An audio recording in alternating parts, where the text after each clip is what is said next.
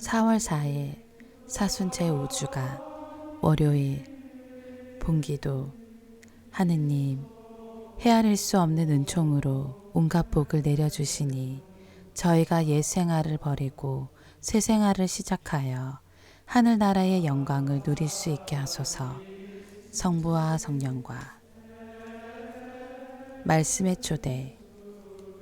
다니엘 예언자는 이스라엘의 딸인 수산나에게 음욕을 품은 바빌론의 원로 2명이 거짓 증언을 한 것을 밝혀내어 수산나를 구해준다.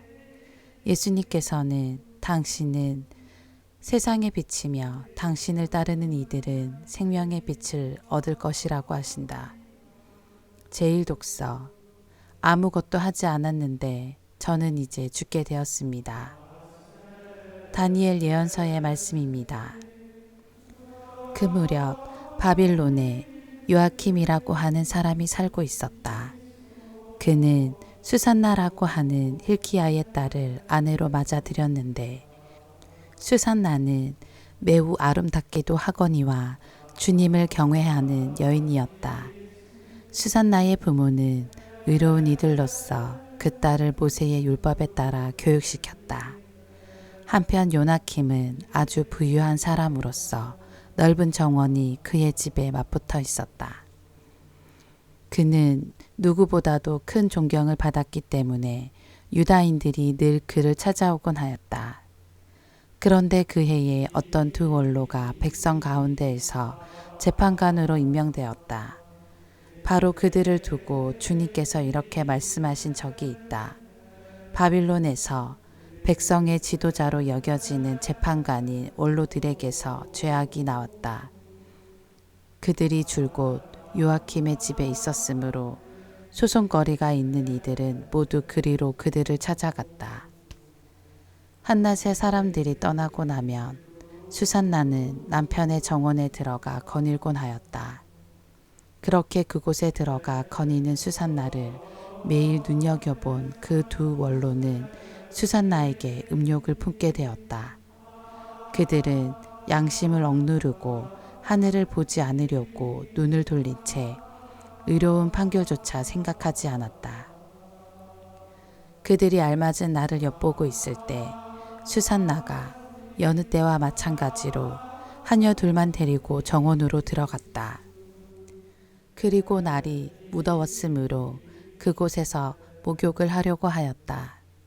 거기에는 숨어서 수산나를 엿보는 그 2 원로 말고는 아무도 없었다.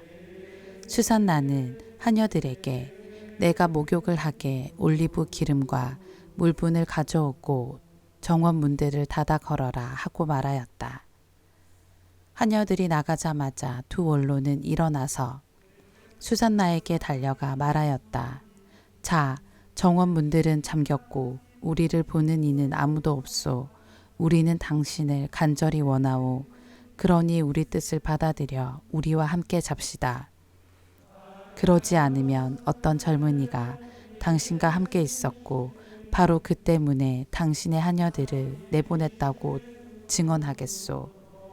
수산나는 탄식하며 말하였다. 나는 꼼짝 못할 공경에 빠졌소. 그렇게 하면 그것은 나에게 죽음이고 그렇게 하지 않는다 하여도 당신들의 소나기에서 빠져나갈 수가 없을 것이요. 주님 앞에 죄를 짓느니 차라리 그렇게 하지 않고 당신들의 소나기에 걸려드는 편이 더 낫소. 그러고 나서 수산나는 크게 소리를 질렀다. 그 2 원로도 수산나를 향하여 소리를 지르더니 그 가운데 하나가 달려가서 정원 문들을 열어 젖혔다. 집에 있던 사람들이 정원에서 나는 고함 소리를 듣고 연문으로 뛰어들어가 수산나에게 일어난 일을 보았다. 원로들이 저희 쪽에 이야기를 하자 하인들은 매우 수치스럽게 생각하였다. 수산나를 두고 누가 그와 같은 말을 한 적이 한 번도 없었기 때문이다. 다음 날 수산나의 남편 요야킴의 집으로 백성이 모여들 때 그 2 원로는 수산나를 죽이겠다는 악한 생각을 가득 품고서 그리로 갔다. 그들이 백성 앞에서 말하였다. 사람을 보내어 요야킴의 아내 hilki야의 딸 수산나를 데려오게 하시오. 그러자 백성이 사람을 보냈다. 수산나는 부모와 자녀들과 모든 친척과 함께 나왔다. 그러자 수산나 곁에 있던 이들과 그를 보는 이들이 모두 울었다. 그 두 원로는 일어나 백성 한가운데에서 수산나의 머리에 자기들의 손을 얹었다. 수산나는 눈물이 가득한 채 하늘을 우러러 보았다. 마음으로 주님을 신뢰하고 있었기 때문이다. 그 두 원로는 이렇게 말하였다. 우리가 단둘이서 정원을 거닐고 있을 때 이 여자가 여종 둘을 데리고 정원으로 들어가더니 정원 문들을 닫아 걸고서는 여종들을 내보냈소. 그때에 숨어 있던 젊은이 하나가 이 여자에게 가더니 함께 누웠소.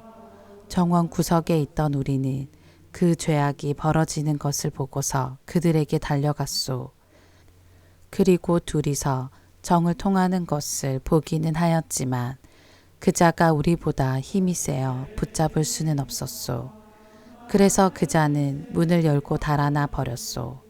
그 대신 이 여자를 붙들고 그 젊은이가 누구냐고 물었지만 이 여자는 그것을 우리에게 알려주려고 하지 않았소. 이것이 우리의 증언이요.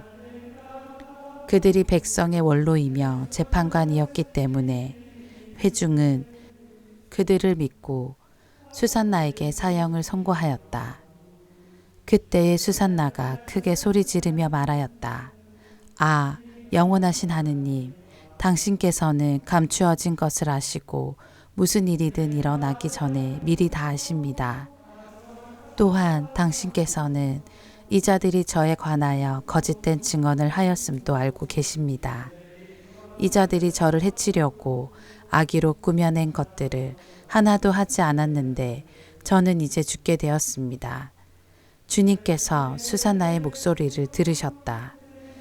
그리하여 사람들이 수산나를 처형하려고 끌고 갈 때 하느님께서는 다니엘이라고 하는 아주 젊은 사람 안에 있는 거룩한 영을 깨우셨다.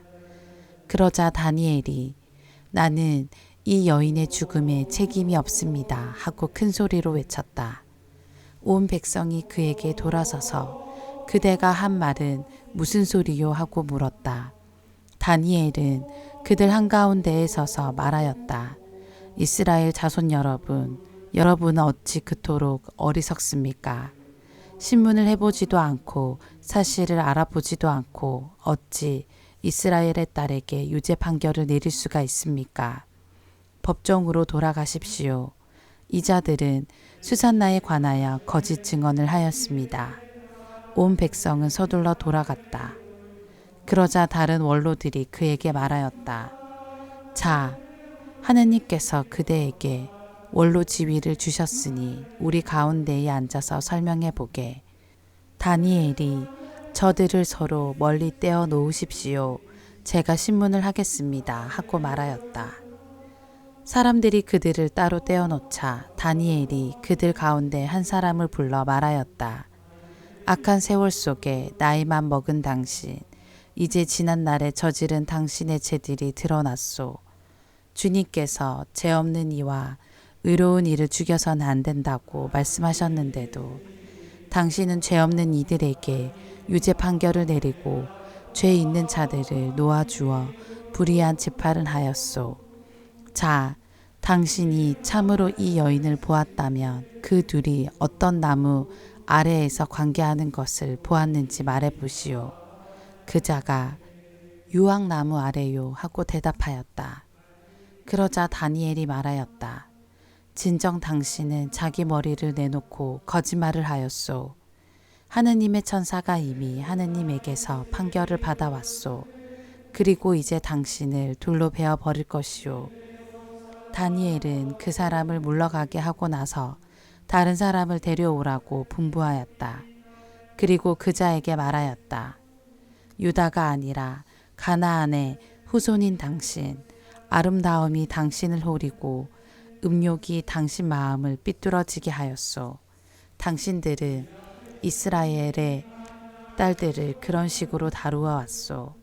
그 여자들은 겁에 질려 당신들과 관계한 것이요. 그러나 이 유다의 딸은 당신들의 죄악을 허용하지 않았소. 자, 그러면 관계하는 그들을 어느 나무 아래에서 붙잡았는지 나에게 말해보시오. 그 자가 떡갈나무 아래요 하고 대답하였다. 그러자 다니엘이 말하였다. 진정 당신도 자기 머리를 내놓고 거짓말을 하였소. 하느님의 천사가 이미 당신을 둘로 잘라 버리려고 칼을 든 채 기다리고 있소. 그렇게 해서 당신들을 파멸시키려는 것이요. 그러자 온 회중이 크게 소리를 지르며 당신께 희망을 두는 이들을 구원하시는 하느님을 찬미하였다. 다니엘이 그 두 원로에게 자기들이 거짓 증언을 하였다는 사실을 저희 입으로 입증하게 하였으므로 온 회중은 그들에게 들고 일어났다. 그리고 그들이 이웃을 해치려고 악의로 꾸며낸 그 방식대로 그들을 처리하였다. 모세의 율법에 따라 그들을 사형에 처한 것이다. 이렇게 하여 그날에 무죄한 이가 피를 흘리지 않게 되었다. 주님의 말씀입니다. 하느님 감사합니다. 복음. 나는 세상의 빛이다. 요한이 전한 거룩한 복음입니다. 그때 예수님께서 바리사이들에게 말씀하셨다. 나는 세상의 빛이다. 나를 따르는 이는 어둠 속을 걷지 않고 생명의 빛을 얻을 것이다. 바리사이들이 당신이 자신에 관하여 증언하고 있으니 당신의 증언은 유효하지 않소 하고 말하자 예수님께서 그들에게 이르셨다. 내가 나 자신에 관하여 증언하여도 나의 증언은 유효하다. 내가 어디에서 왔고 어디로 가는지 알기 때문이다. 그러나 너희는 내가 어디에서 왔는지 또 내가 어디로 가는지 알지 못한다. 너희는 사람의 기준으로 심판하지만 나는 아무도 심판하지 않는다. 그리고 내가 심판을 하여도 내 심판은 유효하다. 나 혼자가 아니라 나와 나를 보내신 아버지께서 함께 심판하시기 때문이다. 너희의 율법에도 두 사람의 증언은 유효하다고 기록되어 있다. 바로 내가 나 자신에 관하여 증언하고 또 나를 보내신 아버지께서도 나에 관하여 증언하신다. 그들이 예수님께 당신의 아버지가 어디 있소? 하고 묻자 예수님께서 대답하셨다. 너희는 나를 알지 못할 뿐만 아니라 나의 아버지도 알지 못한다. 너희가 나를 알았더라면 나의 아버지도 알았을 것이다. 이는 예수님께서 성전에서 가르치실 때에 헌금함 곁에서 하신 말씀이다. 그러나 아무도 그분을 잡지 않았다. 그분의 때가 아직 오지 않았기 때문이다. 주님의 말씀입니다. 그리스도님 찬미합니다. 오늘의 묵상. 요한복음 전체를 관통하는 주제는 예수 그리스도의 자기 계시입니다. 그래서 이 넷째 복음서는 1장에서 한 처음에 말씀이 계셨다라고 장엄하게 선포하는 것으로 시작합니다. 하느님의 말씀이신 예수님을 소개한 다음 성부 하느님의 창조 행위가 성자 그리스도를 통하여 이루어졌고 그분께서 바로 메시아 곧 세상의 구원자이시며 세상의 빛이시라고 복음서 전체에서 전합니다. 이로써 요한 복음서의 저자는 그리스도를 통하여 모든 이가 영원한 생명을 얻게 될 것이라는 사실을 증언합니다. 오늘 복음에서 바리사이들은 예수님께서 당신 자신에 관하여 증언하고 계시기 때문에 그 증언은 유효하지 않다고 이의를 제기합니다. 이에 대하여 예수님께서는 너희는 사람의 기준으로 심판하지만 나는 아무도 심판하지 않는다. 그리고 내가 심판을 하여도 내 심판은 유효하다. 나 혼자가 아니라 나와 나를 보내신 아버지께서 함께 심판하시기 때문이다. 라고 대답하십니다. 다시 말해 예수님을 메시아 곧 그리스도로 받아들이지 않는 것이 심판의 기준이 된다는 뜻입니다. 이어서 예수님께서 너희는 나를 알지 못할 뿐만 아니라 나의 아버지도 알지 못한다. 너희가 나를 알았더라면 나의 아버지도 알았을 것이다 라고 바리사이들에게 말씀하십니다. 일상생활 속에서 우리는 생각과 말과 행위로 예수님을 메시아로 받아들입니까?